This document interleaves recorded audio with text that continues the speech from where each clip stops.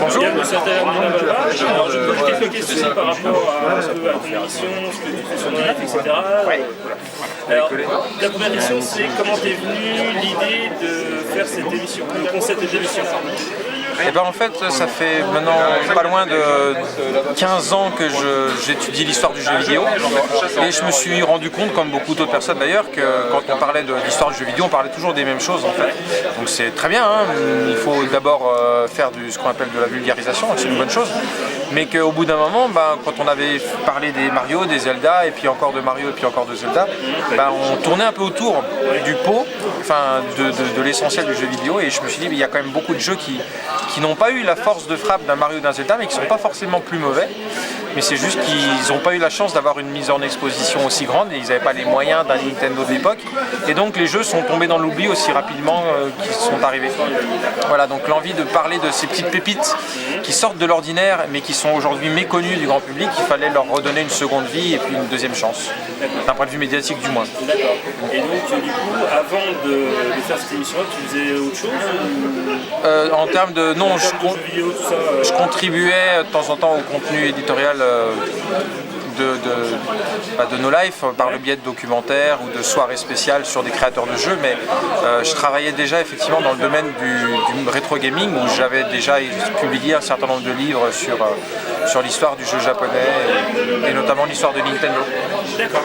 Et alors le concept de ton émission, c'est sympa parce que nous, on voit que tu es un professeur, du coup avec les consoles, tout ça, avec les vieilles consoles, et du coup au niveau de ça, on voit que par exemple, quand tu as sorti la Wii U, etc. Du coup, tu as la Wii qui est sortie, enfin tout ça, tu fais comment en fait pour ça on suit l'actualité quand il y a une nouvelle console qui... En fait, le concept, voilà, c'est d'avoir une classe de consoles récentes et le professeur va leur faire des cours de préhistoire, donc leur apprendre l'histoire de leurs ancêtres. Et quand une PS3 est remplacée par la PS4, par définition, la PS3 elle devient rétro. Donc quelque part, elle rentre aussi dans l'histoire, mais elle a terminé sa vie de console active. Elle part à la retraite, donc elle arrête l'école et elle est remplacée par la PS4 qui elle a encore tout à apprendre. Donc c'est juste voilà, d'évoluer en temps réel avec les consoles et d'avoir toujours en fait les petits jeunes en classe. Et au niveau par exemple des anciennes consoles, c'est quoi ta préférée C'est difficile à dire, mais ma console de cœur serait la Game Boy, la première Game Boy. Le gros pavé, c'est ça? Oui, c'était un gros cube D'ailleurs, pour l'anecdote, la Game Boy Pocket, vous regarderez dans les notices, il y a marqué ne mettez pas dans les poches. D'accord. Comme ça, c'était fait exprès. C'était des conseils de sécurité, ne pas mettre dans une poche. Voilà. Et au niveau des consoles récentes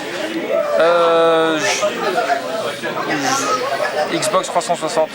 Je joue, c'est pas assez plus récent, mais je joue plus sur ma 360 qu'autre chose. Donc voilà. Quoique non, je vais dire une bêtise. Non, j'ai dit une bêtise. C'est ma Vita en fait. Je joue beaucoup, je télécharge beaucoup de jeux indés et c'est vraiment la console des jeux indés pour moi. Il n'y a pas autant de choix que sur les PS3 ou PS4 en termes de jeux indés, mais en tout cas, le fait de pouvoir l'avoir n'importe où, c'est vraiment très sympa. D'accord. La Vita.